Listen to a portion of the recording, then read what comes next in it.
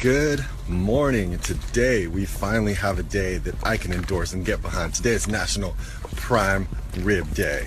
So in light of National Prime Rib Day, I thought it'd be appropriate to go over different cuts of meat today and which one's the healthiest and which red meats you should buy. Alright guys, here we go on National Ribeye Day. It's time to talk steak. Now let me say first that a lot of red meat has gotten a lot of bad press lately due to some very flawed studies who look at bad data. Certain things like people who eat X amount of red meat are X times more likely to die early and things like that. You gotta understand, when people get this information, it's usually from a study that they throw out to 1,000 or 10,000 people and ask them, check a box, how many times do you eat red meat each week? There is no choice there to select whether it was from grass-fed or whether it was from a Big Mac from McDonald's. Now my intuition tells me that most people taking these surveys aren't eating grass-fed meat 3 times a week or 4 times. They're eating McDonald's. And even then, it's not just the red meat that's in a McDonald's burger, but when they're at McDonald's, think of what else they're eating as well. So it's not the red meat. So when I see a survey like that and it says the average person eats red meat 4 times a week, to me the average person eats fast food 4 times a week. In which case, yes, that will equate to higher mortality rates, increased cardiovascular disease, and obviously death. But don't let those studies scare you into believing that red meat's gonna kill you. And as you'll see in the next couple snaps, not all red meat is treated equal. And first, red meat in general, whether it's grass-fed or grain-fed, contains much higher amounts of these specific micronutrients, which I'm gonna post now.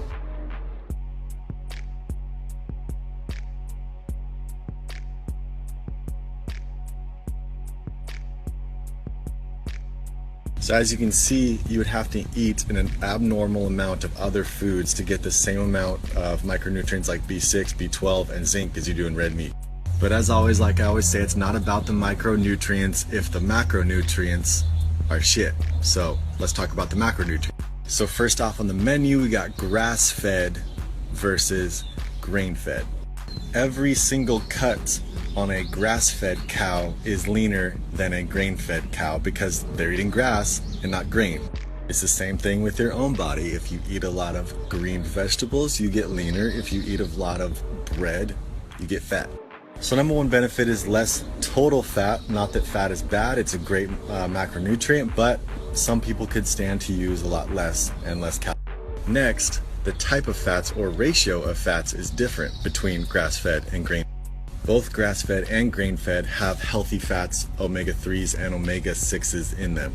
However, in the Western diet, we tend to get far too many omega-6s and far too few omega-3s. The recommended ratio of 6s to 3s is about 2 to 1, up to 4 to 1. But what does the typical American diet have? About a ratio of 20 to 1.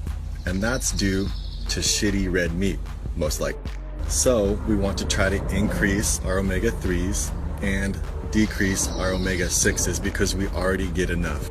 Grass-fed beef has 10 times more omega-3s than grain-fed. And grass-fed beef has 1/3 of the omega-6s that grain-fed has. I'm gonna post that stat next so you can screenshot the next snap if you wanna learn more about that.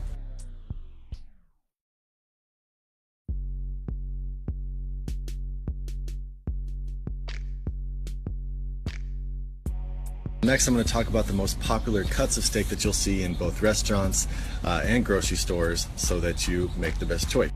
Number one on my list, if you're at the grocery store and you're going to go ground beef, try as hard as possible to go bison. The omega-3 ratio in that is phenomenal and it's excellent. As far as steaks go and location on the cow, the stuff that comes more towards the ass of the cow is better. The stuff that's more towards the ribs is worse. And fortunate enough for us, the cool thing about red meat is the healthier it is for you, the cheaper it is, because fattier equals taste better equals cost more. And there's not too many foods out there where the healthier it is, the cheaper it gets. And obviously that doesn't apply to grass-fed versus grain-fed because grain-fed is definitely much cheaper than grass-fed. but to me it's worth it. Side note, we waste so much energy worrying about whether we should buy organic produce or not, but we don't worry about grass-fed versus grain-fed, which we should. Now, depending on the steak that you choose can make or break your fat loss or weight loss goal. Now, pound for pound wise, the same serving size of two different cuts could have as low as 200 calories and as high as 450, meaning you could eat double the amount. When you're in a store, you're going to see a lot of cuts like top sirloin, fillets, porterhouses, New Yorks, short ribs and ribeyes, things like that. I will say the leanest of the red meats all have the words round in it. Top round is the leanest, bottom round, but restaurants don't carry those because they don't taste good enough. When you're in a store, things like round, sirloin, and anything with the word tip in it, tri-tip, things like that, those are your best bets. On the middle of the road, you got your T-bones, porterhouses, filet mignons, and New York, or New York strip is another word. These ones are definitely the middle ground as far as taste and as far as health goes. They are definitely a little bit fattier, but at the same time they do taste a lot better as well. If you get New York steaks, what you'll notice is there's definitely always a rim of fat on one side, so that's easily trimmable. And last up, which is unfortunately at the bottom of the barrel according to health standards, would be anything with the word rib in it. Ribeyes, short ribs, bone-in ribeyes. I agree, they are amazingly good, but horribly fatty. In conclusion, the best, we got your sirloins, your tips, and your rounds. In the middle, you got your porterhouses, New Yorks, and in the end, you got your tri-tips and ribs. But when you're in the store, if you don't remember this stuff, that's okay. Just look at the meat. You can tell if there's a lot of fat in it or marbled in it. And if you do buy a cheaper, healthier cut of meat, there are a lot of ways to cook it to make it taste a lot better. So it doesn't need to be fatty to taste good. When you're at a restaurant, it's even worse. If you go to places like Mastro's or Ruth Chris, they literally put butter or finish the steak with butter on top. Typically when I go to a restaurant like that, if they have a sirloin, I'll get it, but typically it'll be a New York or a filet, and I'll try to get it without all the extra shit they put on top. So next, if you're interested in where all of these cuts come from on the cow, I'm gonna post a picture next.